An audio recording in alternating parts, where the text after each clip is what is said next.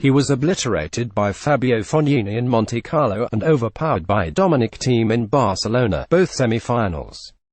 While those two had multiple wins over the world number 2, in Madrid Nadal lost at the same stage to Stefanos Tsitsipas, a man who had never beaten him anywhere, let alone on clay. While Nadal's clay record is unreal at 436-39, 92%, and he has unprecedented number of titles at all events on the surface, Monte Carlo 11, Barcelona 11, Roma 9, Madrid 5, it is at Roland Garros that his feats become supernatural. He has only ever lost 2 matches there, 93-2, the only 2 best-of-5 matches on the surface he has ever lost.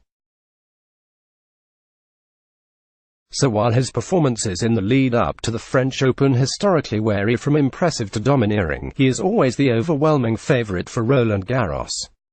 Nadal's only 2 defeats at the French Open came to Robin Soetling, a 4th-round defeat in 2009, under heavy conditions, knee troubles, and an unprecedented hitting display that is touted as the greatest upset in tennis history, and Novak Djokovic, a quarter-final loss in 2015, which was a face-off between the Spaniard at his nadir and the Serb at his zenith. In 2016, Nadal withdrew from the 3rd round with a wrist injury, following his best-ever start to the French Open. He owns every other Roland Garros title since 2005. The tally now stands at 12 following Sunday's triumph over Thiem, which is the highest number of wins for any player, man or woman, at a single Grand Slam. In the men's game no one has more than 8 at one event, Roger Federer at Wimbledon.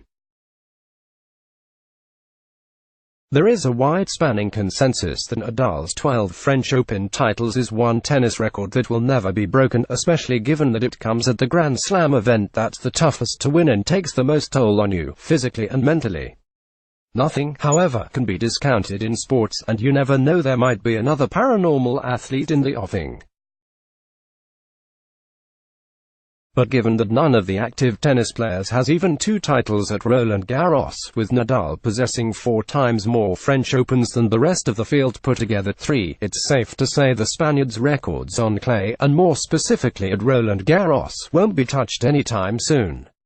The more pertinent question is how long will his reign continue at the French Open? Given that he's a more complete player than ever, and his only losses at Roland Garros have come under freakish circumstances, the only way Nadal will be dethroned is when he hangs up his crown himself. There's always talk of Nadal chasing down Federer's Grand Slam tally of 20 every time the Spaniard wins a major. Now at 18 majors, Nadal is within 2 of the Swiss maestro for the first time ever. And yet Federer's tally, or the much-deliberated GOAT billing, isn't what Nadal appears to play for. Each of his seasons, and in turn his entire career, is focused on preserving and prolonging his clay empire. If one asked Nadal, who has 12 of his 18 majors at the French, if he'd swap one of his Roland Garros titles for another crown at the Australian Open, where he has only won once, and lost 4 finals, the Spaniard would probably say no. This isn't to say he won't be eyeing Federer's Grand Slam tally, or won't work as hard to win the other 3 majors. Nadal puts every ounce of his energy every time he has a raquet in his hand. He'll go all out till he calls it a day, but knows that it's on clay that he is untouched royalty.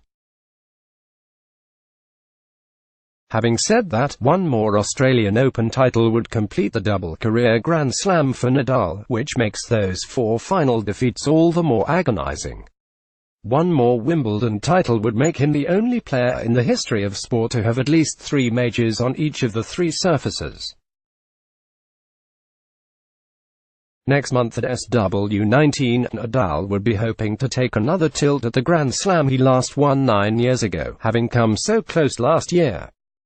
Even so, while there's history as incentive at other events, the greatest question with regards to Nadal remains, how many more titles at Roland Garros can he win? Given that the Spaniard has already defied everything that the sport has ever seen, it is he who will choose to redefine the extent those limits. But it's safe to say he'll be the favorite at the French till the day he shows up at Roland Garros. Even though Federer is still contending for majors at almost 38 years of age, one has to wonder how many more years Nadal, 33, has in him, given his style of play.